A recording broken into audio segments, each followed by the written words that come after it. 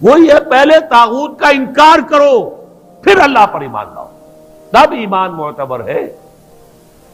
طاغوت کسے کہتے ہیں؟ طغا سے بنا ہے، طغا طغیانی، دریا اپنے حدود کے اندر بہ رہا ہے لیکن اب یہ کہ اس کی پانی ادھر چھلک گیا ہے، اپنے حدود سے کناروں سے نکل گیا، اسے کیا کہتے ہیں؟ طغیانی، طغیانی آئی ہوئی ہے، طغیانی۔ تو انسان کا اور جنوں کا مقام کیا ہے؟ وما خلقت الجن والانس الا لیعبدون، میں نے نہیں پیدا کیا جنوں اور انسانوں کو مگر اس لیے کہ میری بندگی کریں۔ جو حد بندگی سے تجاوز کرے گا وہ طاغوت ہے۔ فمن یکفر بالطاغوت ویؤمن باللہ فقد استمسک بالعروۃ الوثقی لا انفصام لها واللہ سمیع علیم۔ تو جو شخص بھی طاغوت کا کفر کرے گا، انکار کرے گا، طاغوت کے خلاف بغاوت کرے گا اور ایمان لائے گا اللہ پر، یہ اہم ترین مقام ہے اس اعتبار سے کہ جیسے میں نے اس سے پہلے بھی دیکھا لا الہ الا ہو، لا الہ پہلے ہے، الا ہو بعد میں آتا ہے۔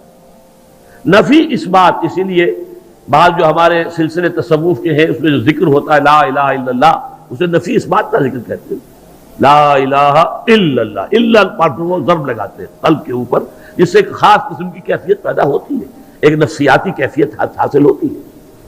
تو پہلے نفی ہے پھر اس بات، وہی ہے پہلے طاغوت کا انکار کرو پھر اللہ پر ایمان لاؤ، تب ایمان معتبر ہے۔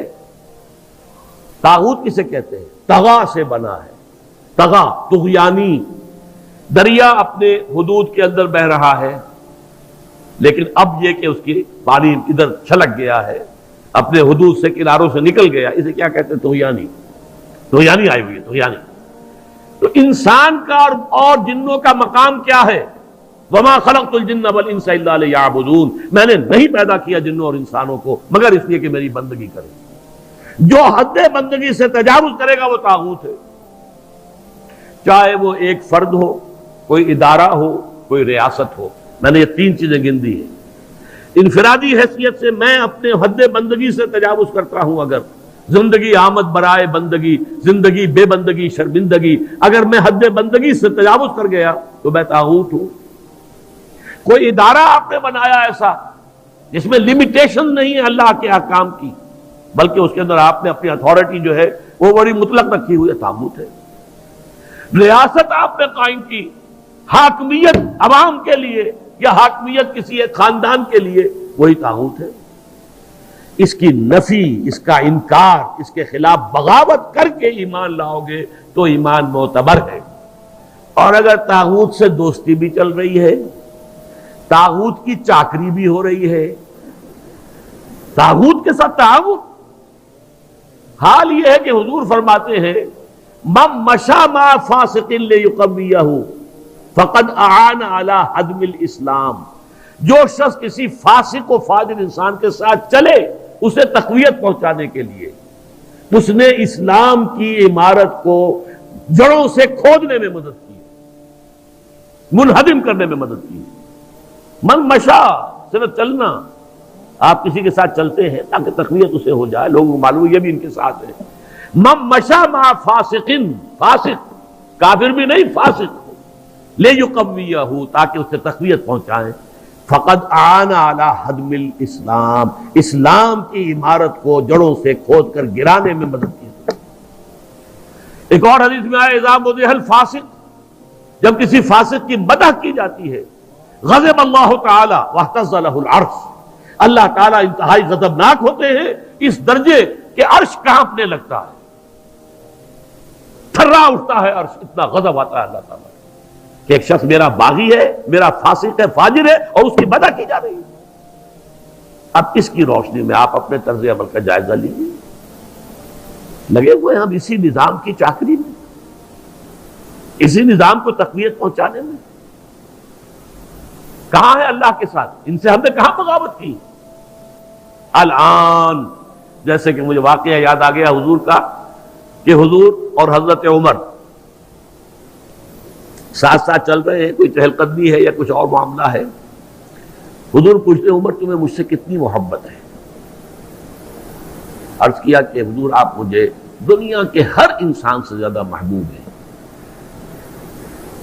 اب آپ آنکھوں میں آنکھیں ڈال کر پوچھتے ہیں اور اپنی جان سے؟ اب ایک تو اندازہ کیجئے کہ یہ سوال کسی ایسے شخص سے نہیں کیا جا سکتا جس سے ذرا بھی بال برابر بھی بودھ ہو دل میں، تو خالص وہ بہت ہی مقرب ہوگا، اسی سے یہ بات کہی جائے گی۔ اپنی جان سے؟ تو حضرت عمر نے تھوڑا سا توقف کیا، پھر عرض کیا ہاں اب میں کہتا ہوں کہ آپ مجھے میری جان سے بھی زیادہ عزیز ہیں۔ فرمایا الآن، اب پہنچے ہو تو اس مقام پر کہ جہاں ہونا چاہیے۔ تو الآن والا معاملہ یہ ہے کہ انسان تن من دھن اپنی زندگی ہر شے لگا دے طاغوت کے خاتمے اور حق کے غلبے کے لیے۔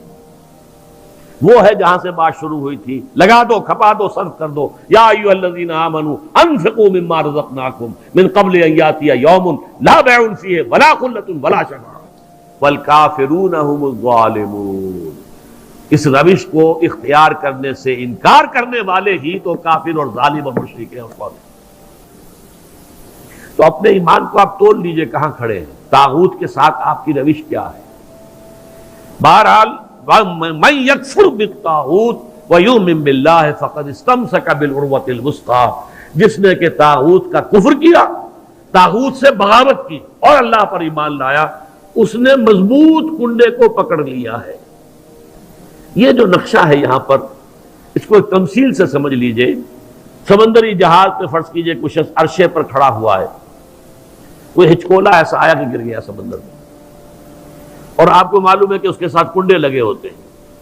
اگر کوئی کنڈا اس کے ہاتھ میں آ جائے، فرض کیجئے تیرنا ویرنا نہیں جانتا غریب، کنڈا ہاتھ میں اگر آ گیا تو وہ کنڈا کبھی نہیں چھوڑے گا وہ، اس لیے کہ اس کنڈے کے ساتھ اس کی جان وابستہ ہے۔ بلکہ میں کہا کرتا ہوں کہ اگر کوئی شارک مچھلی آ کر اس کی ٹانگ کاٹ کے لے جائے تو وہ کہے گا جائے، لیکن یہ کہ میں اس کنڈے کو نہیں چھوڑوں گا، اس لیے کہ یہ کنڈا ہے کہ جس کے ساتھ میری اب جان وابستہ ہے۔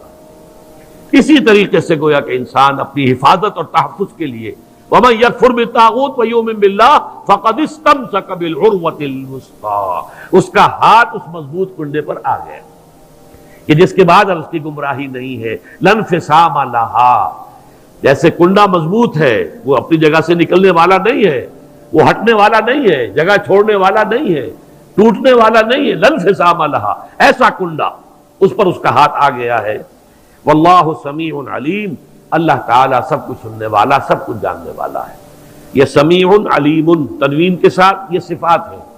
السمیع ہوتا تو اللہ کا نام ہو جاتا، العلیم ہوتا تو اللہ کا نام ہو جاتا۔